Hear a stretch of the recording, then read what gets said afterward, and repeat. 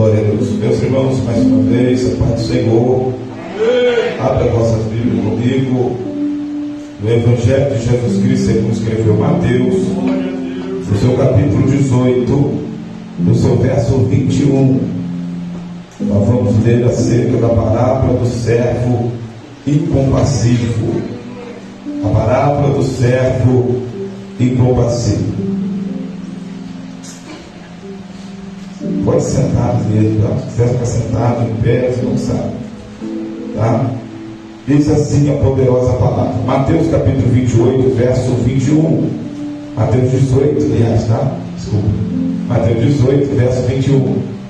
Então Pedro, aproximando-se dele, disse: Senhor, até quantas vezes pecará meu irmão contra mim, e eu lhe perdoarei?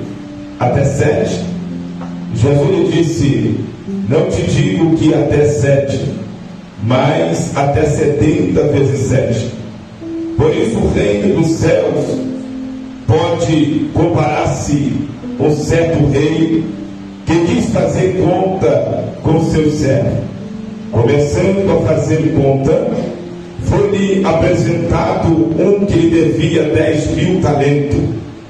E não tendo ele com que pagar, o seu senhor mandou que ele e a sua mulher e seus filhos fossem vendidos com tudo quanto tinha, para que a dívida se lhe pagasse.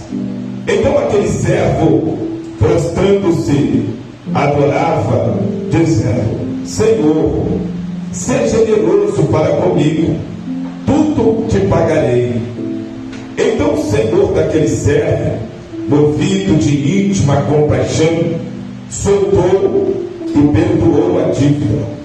Saindo, porém, aquele servo, encontrou um dos seus conservos, que lhe devia sem dinheiro.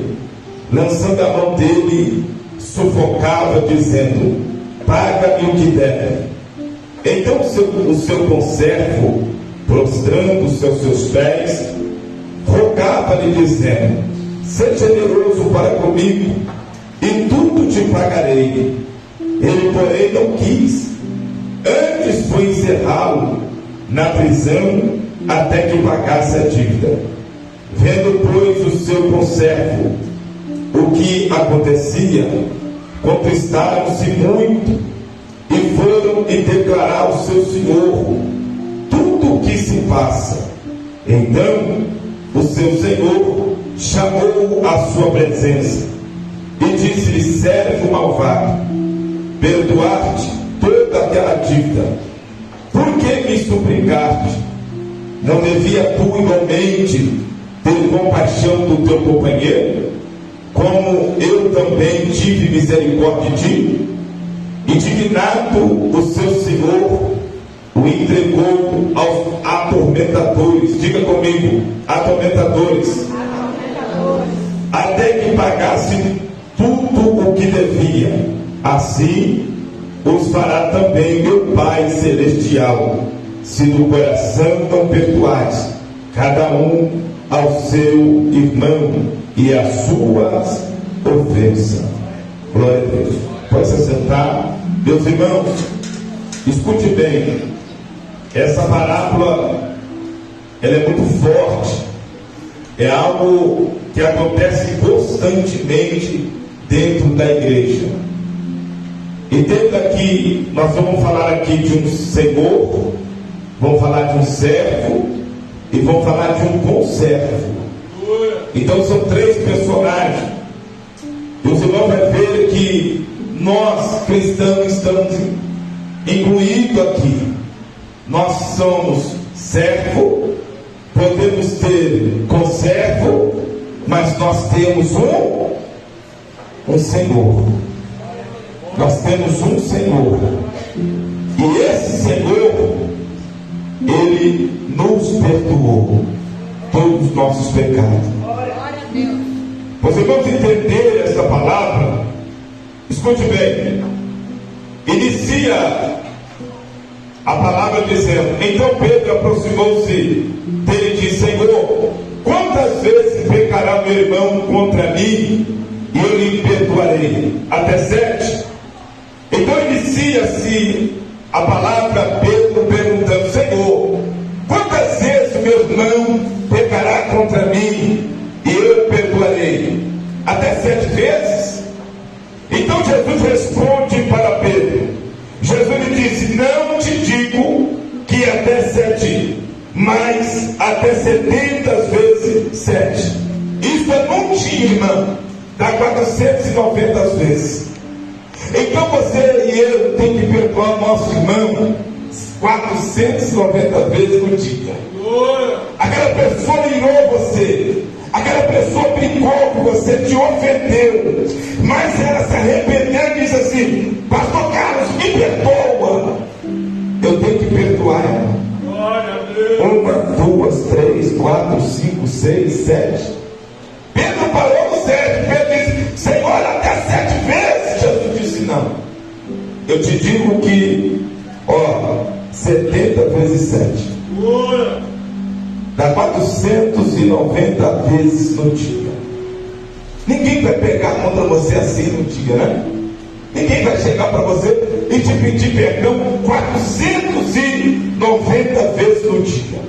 Mas se é impossível isso acontecer, a Bíblia diz que nós temos que perdoar. Isso nos leva a entender, irmãos, que nós sempre teremos que estar pronto a perdoar o nosso irmão. Não importa o que ele nos fez, não importa o que ele causou para nós, o que nos feriu, porque às vezes nós falamos assim: isso é imperdoável, o que essa pessoa fez para mim é imperdoável. Não, nós temos que perdoar, irmão. Eu sei que existem coisas que fogem da lógica humana. Imagine uma mulher que é violentada por um homem. Imagine uma mãe que um assassino matou seu filho. Imagine agora alguém que foi roubado. Imagine alguém que passou por uma situação, irmãos, terrível. E essa pessoa tem que chegar para ela agora e falar assim: me perdoa. E a pessoa diz assim: tu está perdoado em nome de Jesus. Isso representa um nível de cristão, irmão, muito além do que nós estamos enxergando. O cristão hoje, nós estamos vivendo um cristianismo muito raso. É o cristianismo da prosperidade, é o cristianismo, né, da vitória, é o cristianismo que tudo tem que correr bem. Não. Mas se você olhar na Bíblia, não foi assim na vida dos apóstolos. O apóstolo João estava na ilha de Pátimo, preso por causa da palavra. Ele foi jogado lá por Nero. Ele seria esquecido na ilha de Pátimo. Ele ia morrer na ilha de Pátimo. Mas ele tinha que olhar para Nero, olhar para aqueles que jogaram ele lá e dizer assim: eu te perdoo em nome de Jesus. Porque se ele não perdoasse, ele não alcançaria a salvação. Eu fico imaginando, irmãos, aqueles irmãos que agora estão na Coreia do Norte, em campo de concentração. Existem milhares de cristãos agora, nesse exato momento, em campo de concentração na Coreia do Norte. Se você não pesquisou ainda, pesquisa. Existe um modo que os irmãos na Coreia do Norte evangelizam. Eles pegam um balão, isso é muito arriscado, mas alguns fazem. Eles pegam a Bíblia, colocam no balão e faz aquele balão passar para o outro lado. E do outro lado tem um grupo de cristãos enfiado no meio do mato, esperando aqueles balões caírem.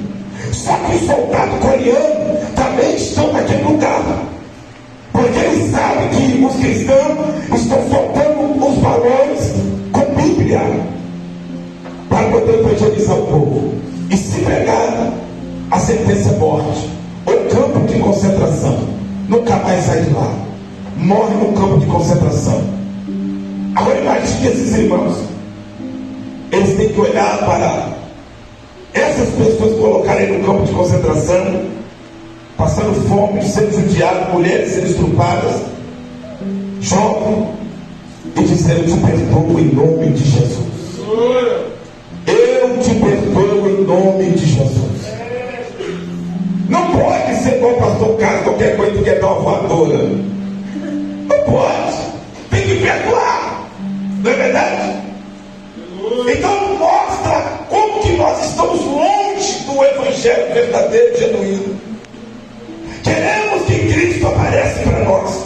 Queremos que Cristo se manifesta para nós. Mas quando Cristo olha para dentro dos nossos corações, Ele ainda encontra uma falha. Está faltando amor, está faltando perdão, está faltando ainda verdadeiramente nós nos convertermos.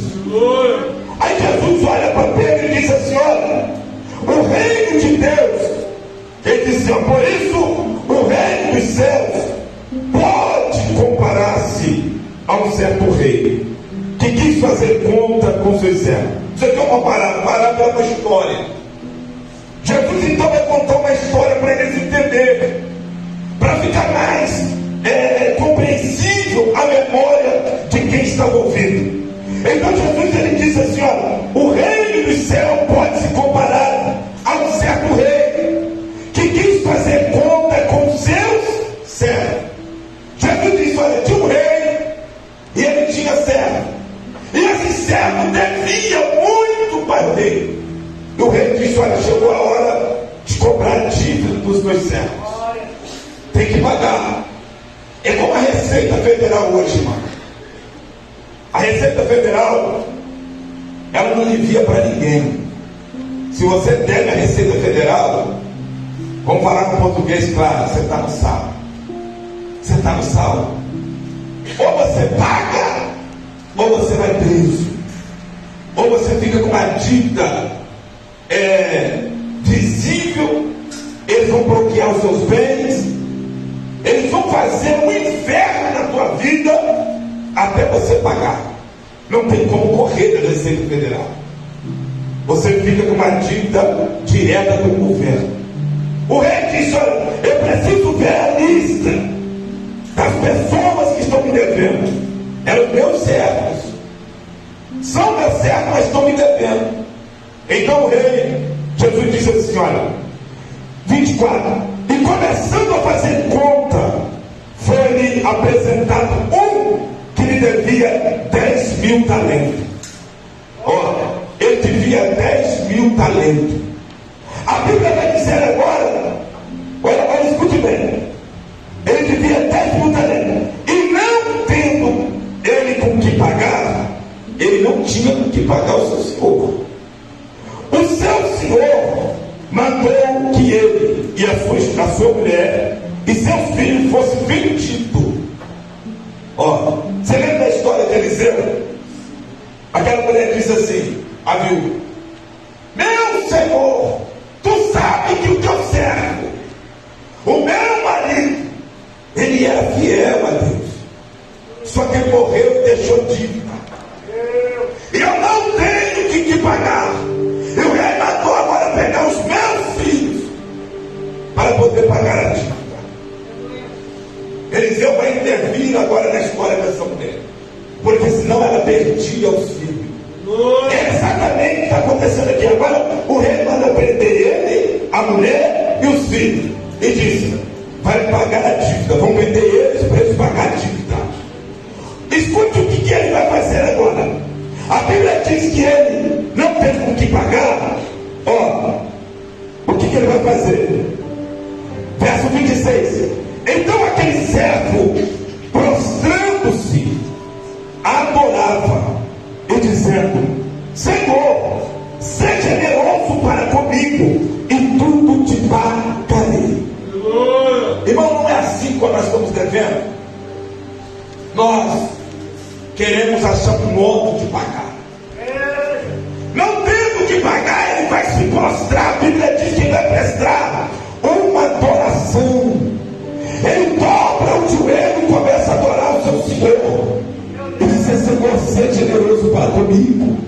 Ele começa a mexer com o sentimento do rei. Ele começa a mexer com a sensibilidade do rei. Ele diz: seja generoso para comigo e tudo eu te pagarei. O que ele estava pedindo? Tempo. Me dá um tempo. Eu vou pagar. Eu vou pagar. Me dá um tempo, eu vou pagar. Quando você chega na frente do juiz, alguém te leva perante o juiz para você pagar uma dívida. Você conversa com o seu advogado, você fala para ele, ó, fala aí que eu não tenho como pagar essa dívida. Vê a melhor maneira que eu posso pagar essa dívida. Eu não tenho condição. Então o seu advogado agora vai começar a dialogar com o juiz. Olha, ele disse, o meu cliente quer pagar, mas não tem condição de pagar. A situação do meu cliente é essa. Ele está falido, ele está endividado, ele não tem. Então o juiz vai dizer, vai ver um acordo. O juiz vai dizer, ele tem casa, ele tem carro, o que ele tem? O juiz então começa a tocar no seu bens para você pagar. Você está buscando o quê? Um acordo para pagar. Foi exatamente isso agora que esse homem ele vai pedir. Ele vai pedir tempo. Mas na cabeça dele ele está dizendo, olha, eu estou devendo, vamos dizer, eu estou devendo o pastor Rogério. Só que a Natália está me devendo. Se a Natália está me devendo, o pastor Rogério vai perdoar minha dívida, eu vou sufocar ela para pagar. Só que ele não fez direito. O pastor Rogério perdoou minha dívida. O pastor Rogério teve compaixão de mim. Mas eu não vou ter compaixão dela. O que ele vai dizer agora? Escute o que? Verso 27. Então o Senhor daquele servo movido, olha só, irmão, o Senhor movido de íntima compaixão, soltou e perdoou a dívida. Ele não apenas soltou, mas perdoou a dívida. O rei disse, olha, tu está livre e está perdoada a tua dívida. Está em paz. Você não deve mais nada. Só que a Bíblia diz, olha, saindo porém aquele servo, ele encontrou com o seu conservo. Quer dizer, ele tinha alguém que trabalhava para ele.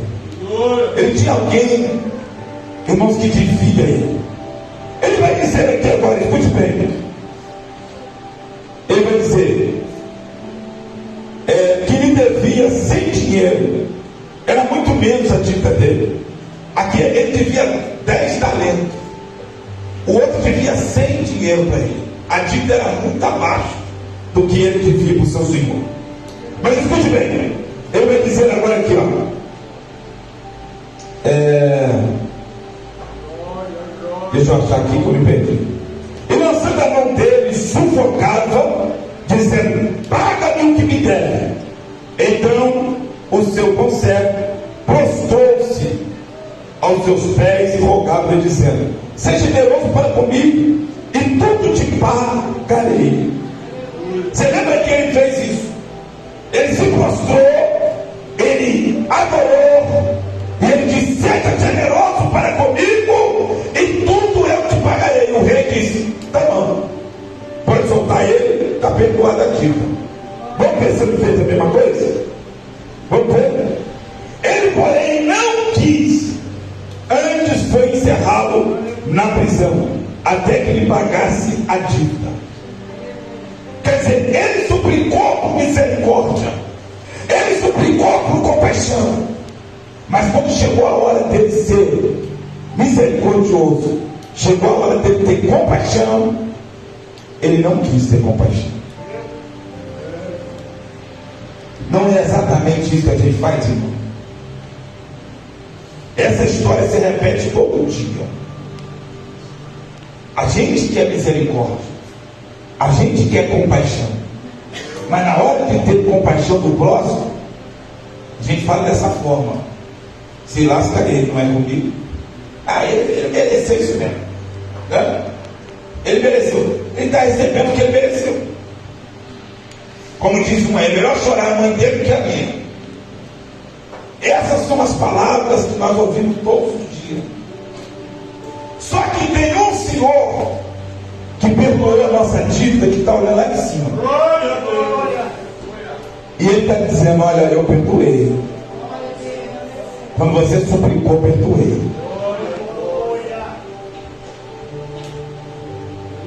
Você quer ver hoje aonde nós erramos, cristãos? Quando nós chegamos na igreja, nós éramos pecadores. E somos pecadores aí, mas eram pecadores sem arrependimento. A Bíblia diz, Romanos capítulo 13: todos pecaram e estavam destituídos da glória de Deus, mas através de Cristo alcançamos a misericórdia e o perdão de Deus. Jesus nos lavou no teu sangue, Jesus nos purificou no teu sangue. E agora, quando nós encontramos alguém, irmão, quando nós encontramos um pecador, o que nós falamos? Muitas das vezes: esse miserável tem que morrer mesmo. Esse miserável tem que morrer. A briga de Jesus com os fariseus era uma só. Os fariseus se achavam o dono da verdade. Os fariseus achavam que só eles entrariam no céu.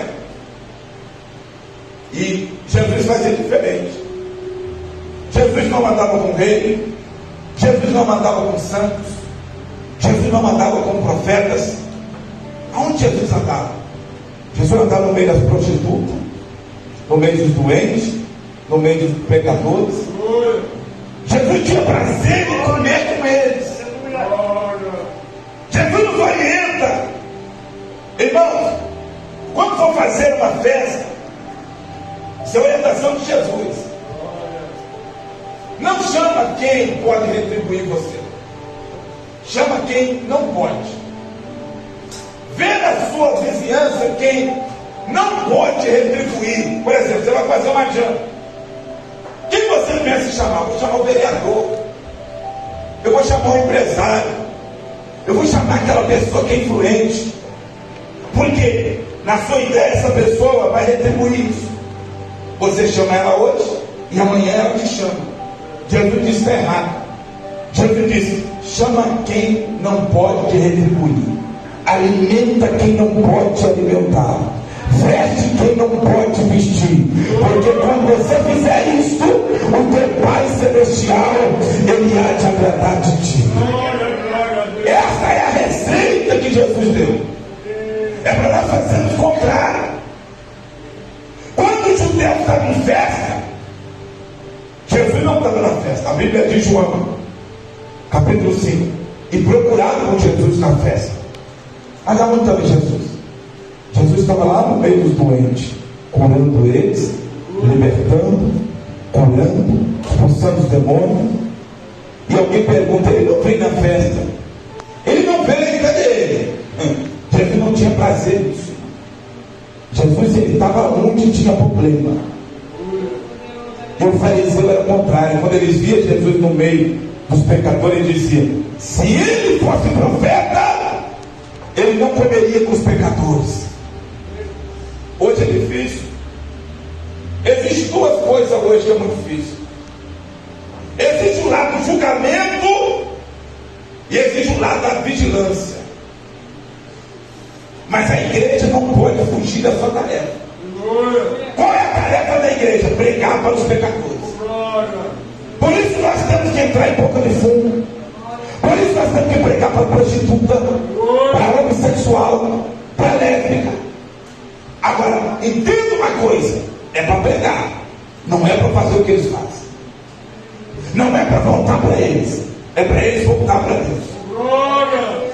Pastor, e o segundo é julgamento.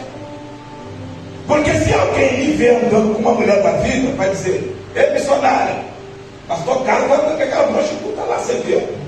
Ó, então olha, ele não associa que eu estou pregando, ele associa que eu estou andando com a mulher, ele associa que eu estou tendo um caso com a mulher.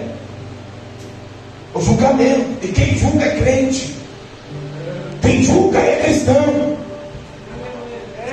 quem julga é quem diz que prega a palavra. Aí Jesus diz assim: vocês não entram no céu e impede quem quer entrar. Você está entendendo? Por quê?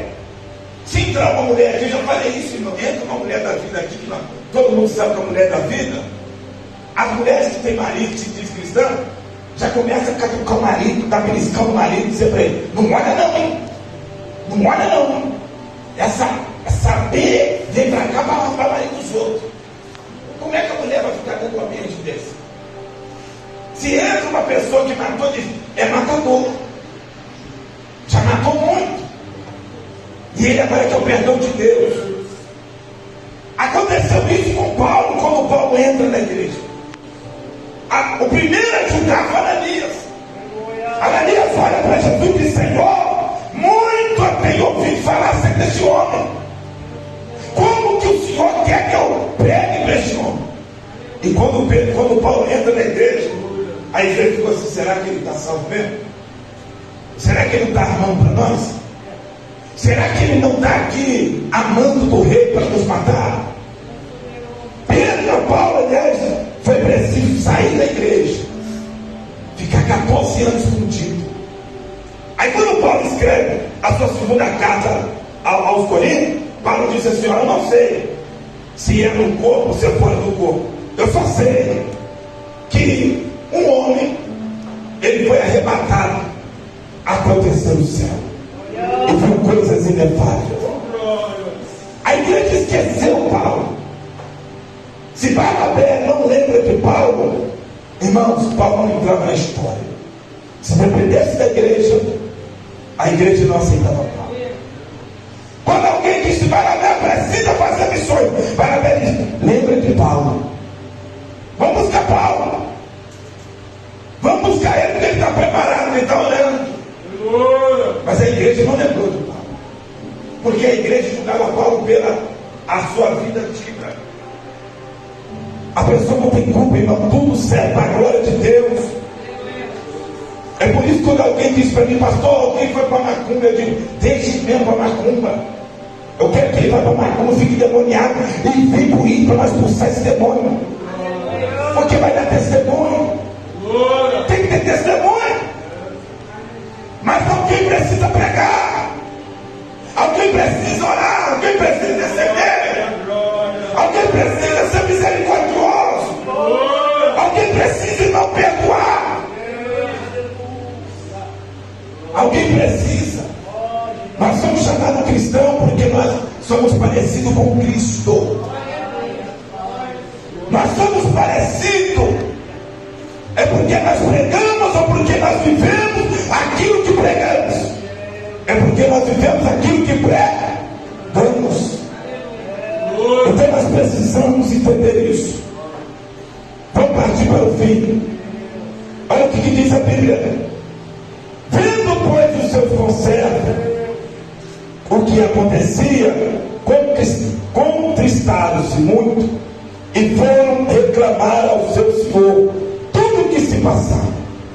Vendo os conservos daquele servo que ele era malvado, que ele era ruim, ele não vai reclamar.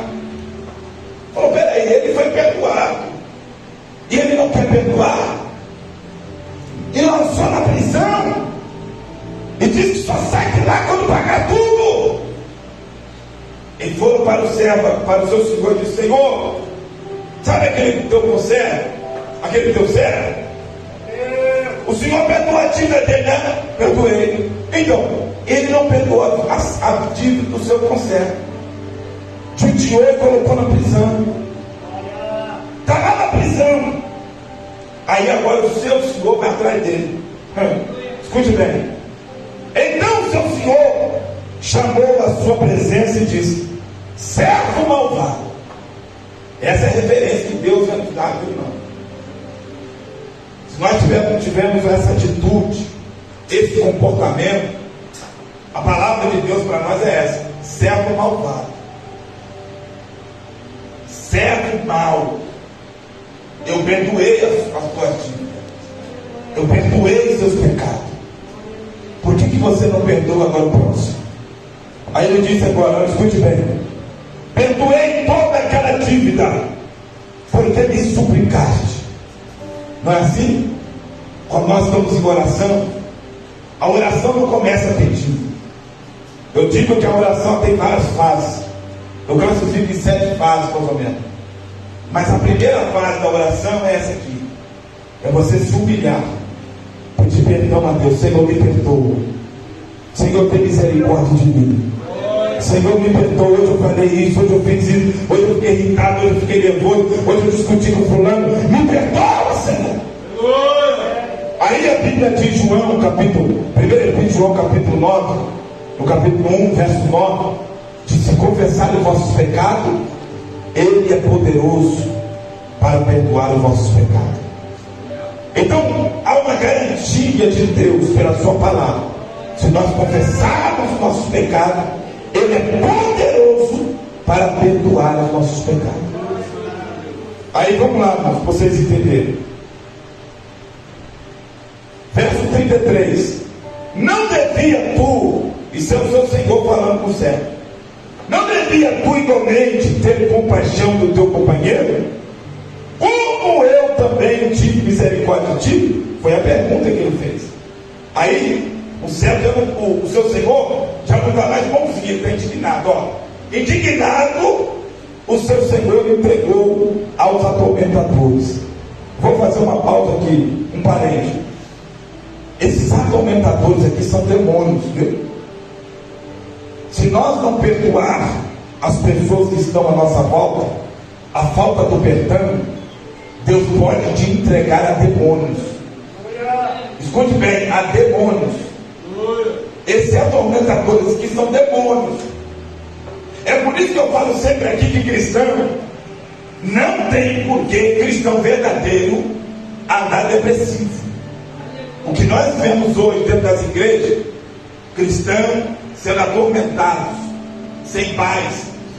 Há muitos, já amanhece o dia acende com limão. Isso é demônio, chamado demônio atormentadores. Atormenta o sono, atormenta o dia, atormenta a sua tarde, a tua noite. Você foi entregue por falta de perdão. Jesus disse aqui: olha, o seu Senhor entregou aos atormentadores. Esses atormentadores que são demônios. Cristão pode ser atormentado, sim. A Bíblia diz que o Espírito do Senhor saiu de Saul e veio o Espírito da paz de Deus que atormentava Saul. Saul era atormentado. Saul, ele era rei. Saul, ele sentava num trono de rei, mas ele era atormentado. Só quando Davi tocava a harpa, a Bíblia diz que viu uma brisa, o espírito de atormentador saía dele. Aquele espírito que atormentava saía. Irmão, faz aí uma reflexão. Não vale a pena, irmão, ficar nesse negócio, eu não perdoo. Eu sempre falo, irmãos, eu não sou santo não. E não me veja como santo. Me veja como pecador, porque eu sou pecador. Eu rio, fico nervoso, dá vontade da fatura. Isso não vou mentir no canal. Dá vontade de socar a mão mesmo. Sou ser humano, como qualquer outro. Agora, existe uma coisa. A Bíblia diz: ireis, mas não pequeis. Então nós podemos irar. Você pode irar. Existem situações durante o dia que ela te ira, que deixa irado. Mas você tem que ter cautela para você não pecar contra Deus e nem contra o seu irmão. Então irou, fez besteira, falou que não devia, se retrata logo. Vai até a pessoa e diz para ele: ó, me perdoa, irmão. Existem pessoas que ficam sem tomar ceia porque brigou com a mulher, irmão. Coisa mais fácil, a mulher está dentro da casa, o marido está dentro da casa. Vem chegando com o marido, com a mulher e dizer: amor, me perdoa. Agora, se ela não quer te perdoar, o problema é dela, você vem para ceia. Sempre pediu perdão. Ela que não quer te perdoar, é ele que não quer te perdoar. Como cristão, devemos perdoar. Às vezes você falou alguma coisa, você fez alguma coisa, deixou a mulher irada. mas ela também tem que aprender o caminho do perdão. Ele também tem que aprender o caminho do perdão. Então eu sou aquele negócio assim, momentâneo. Eu falo sem medo de errar, irmão. Eu não conheço nenhuma pessoa que eu tenho ódio. Já tive desavenças com muitas pessoas. Já tive pôr de voar na garganta de muitos. Mas falar, pastor, tu odeia eles? Não tenho nada. Meu coração está livre, Deus sabe disso. Se vê precisando de alguma coisa, eu vou lá junto. Agora entenda uma coisa, outra coisa, né? Isso não quer dizer que você precisa andar com essa pessoa. Paulo escreve dizendo assim: se for possível, tenha paz com todos. Existem situações que não é possível. Se for possível, tenha paz com todos. Então, você tem que ter paz com o seu irmão da direita, da esquerda, da frente, dos fundos. Agora, existe ocasião que não é possível. Você tem que se afastar dessa pessoa. Você não quer o mal dele, você não vai fazer mal para ele, mas você também não vai andar com ele. Quando alguém perguntou a Jesus, Herodes está doido para te ver, Jesus falou: o que eu tenho com essa raposa? Jesus chamou Herodes de raposa. Quem é Herodes? Rei. Jesus disse: tem nada com essa raposa não. Então Jesus disse para ele: não tem nada, não tem vínculo nenhum com essa raposa. Ela fica para lá e eu para cá. Você está entendendo? Então a mesma coisa, somos certas pessoas têm que ficar longe. Ele não vai te ajudar em nada, mas você não pode ter ódio. Teu coração tem que estar limpo, porque Deus vai mentir teu coração. Mateus capítulo 15, Jesus diz que do coração procede as coisas boas e as coisas más. É do coração que procede tudo. E o coração, ele fica na palma da mão de Deus. Aí você fica lá: Espírito Santo vem, Espírito Santo me usa. O Espírito Santo não vai usar, irmão, porque não há espaço para ele no teu coração. Teu coração está cheio de ódio, cheio de rancor, cheio de mágoa. Eu fico aqui perplexo quando eu vejo cristão falando para mim: eu não perdoo, pastor. Eu não. Está no inferno, viu, irmão? Sem medo de errar, está no inferno. Não adianta questionar isso. Ou você resolve isso o mais rápido possível, porque se você morrer e você não liberar o perdão, tu está no inferno. Não tem conversa isso é Bíblia, tá? É inegociável isso. Jesus ensinou isso lá em Mateus capítulo 6, quando ele fez a oração do Pai Nosso. Ninguém pode fazer aquela oração se não perdoa. Tem que perdoar, independente do que acontecer. Vamos lá para me encerrar. Verso 34. Aliás, indignado o seu senhor entregou aos comendadores, até que pagasse tudo o que devia. Assim vos fará também meu Pai Celestial, se no coração não perdoais cada um o seu irmão e as suas ofensas. Então são duas coisas: é a pessoa e a ofensa. Não é só a pessoa. Eu perdoo a Natália, mas o que ela me falou, aquele. Então você não perdoa. A Bíblia está dizendo: você precisa perdoar o seu irmão e as suas ofensas. Jesus disse que, olha, isso aqui é uma profecia, ó. Assim vos fará também. Esse assim está se referindo ao verso 34. O que vai acontecer no verso 34? No verso 34, o seu senhor está mandando o seu servo para os atormentadores. Jesus está dizendo: o Pai também, por falta de perdão, vai mandar vocês para os atormentadores. Se vocês não perdoar, os atormentadores estão esperando vocês. Isso é sério, irmão. Isso é sério. Isso é profecia que saiu da boca de Cristo. Não foi da boca de apóstolo, nem de profeta. Foi Jesus quem disse isso aqui. Assim vos fará também meu Pai Celestial, se do coração não perdoarmos. É do coração, não é da boca. Existem pessoas que dizem: eu te perdoei. O que é o perdão? O perdão é você lembrar, sem te machucar. Agora, lembrou, essa pessoa me fez isso, chegou a hora da troca, do troco, vou arrebentar ele agora. Nunca perdoou, irmão. Nunca.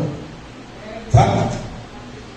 Quando alguém fazia alguma coisa para mim, quando antes eu conhecer Jesus, e a maioria não estava comigo, o missionário lembra disso. Eu dizia para ela, eles vão para a aula, quando chegar na aula eu vou arrumar para eles. Você lembra? Eu botava eles na roda, irmãos, couro deles, eu era instrutor, botava 10 para bater neles. E eu dizia para os 10, mete o couro com força, mas quebra eles tudinho. Mas era o que? Perdão da boca. A pessoa disse, está perdoado, está perdoado. Igual o rapaz que deixou com a missionária, quando namorava ela. Eu falei, deixa comigo. Ele está respeitando, não? Ele vai apanhar quando chegar lá. Cheguei lá, falei com o professor, falei, fulano aí deixou com a minha namorada. Esperou eu virar as costas e cantou ela. E o meu professor disse, na roda a gente resolve isso. Eu falei, não, mas quebra ele tudinho. Mas dá uma coça nele para ele nunca mais olhar para ela. E assim foi feito, irmão. Você está entendendo? Porque era a boca para fora, não era do coração. Se é do coração, nunca tinha feito aquilo. Precisa perdoar. Pastor, eu tenho que perdoar, tem que perdoar. Ou você perdoa, ou Deus não te perdoa. Vamos orar. Quem entendeu a palavra, diga bem. Amém.